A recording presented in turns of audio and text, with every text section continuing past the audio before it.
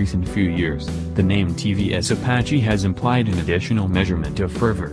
In 2016, the Apache RTR 200 extremely awed us, and before the end of last year, the Apache RR 310 just overwhelmed us. Presently, however, it's the turn of the Apache RTR 160, a bicycle that hasn't seen a considerable refresh for a long while. In any case, don't think for one moment this is simply a restorative refresh or only a facelift. Since this Apache RTR 164 volts is a fresh out of the plastic new bike. Furthermore, an insight around one of the greatest changes is in the name. 4 volts. As the name recommends, this Apache 160's engine has a 4-valve head, much like the Apache RTR 200. Indeed, this entire motor has been gotten from the 200. It's a 159.7cc single-chamber fluid-cooled unit which has a similar bore and stroke measurements -62 mm by 52.9 mm as the prior RTR 160, however the pressure proportion has been knocked up to 10.15 to 1. To aid warm administration, it highlights oil cooling and in addition a smash air pipe behind the correct tank cover to channel air to the motor. What's more, there's fuel infusion on offer also. The final product is the best-in-class power and torque figures for a 160cc single-chamber air-cooled engine, 16.8 PS at 8,000 revolutions per minute and 14.8 Nm at 6,500 revolutions per minute individually.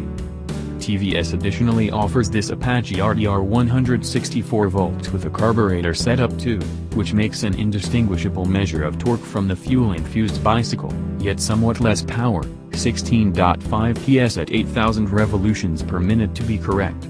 Also, both the carbureted and fire renditions of this Apache hold the boasting rights for the best energy to weight figures in their class too.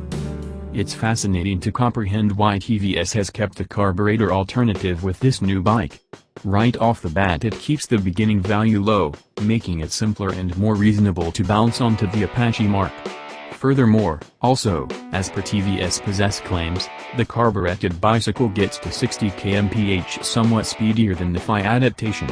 What's more, that is regardless of making somewhat less power contrasted with the Phi. TVS asserts that the carbureted bicycle completes 0 to 60 in only 4.73 seconds, 4.8 seconds for the Phi.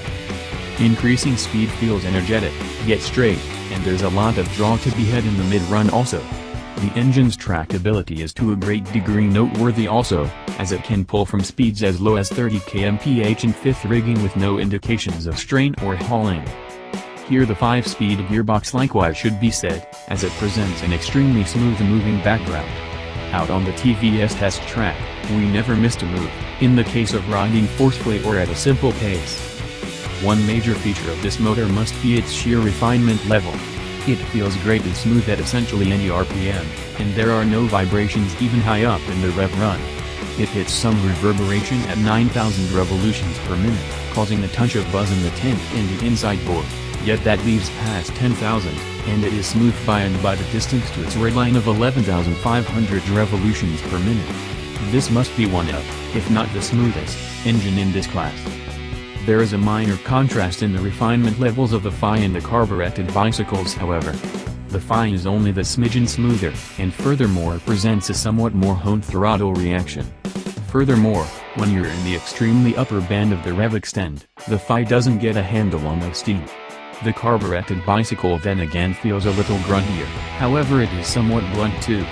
Be that as it may, from various perspectives the carb bicycle feels more agreeable to ride, because of its marginally punchier control conveyance in the mid-range. All things considered, as noteworthy as this motor may be, it's feeling the loss of that crude character that prior RTRs were known for. Furthermore, that reflects even in its fumes note, which, even with an indistinguishable suppressor from the RTR 200, feels somewhat level. It's not only the RTR 200's engine that has advanced into this RTR 160, so has its frame, which TVS says is race-inferred. It's a two-fold support dual outline which utilizes the motor as a focused-on part. In any case, while the principal dual outline has been lifted straight off the RTR 200, the back sub-outline is totally unique. TVS says that this body offers outstanding levels of torsional unbending nature, and that has took into account the suspension to be tuned extremely well.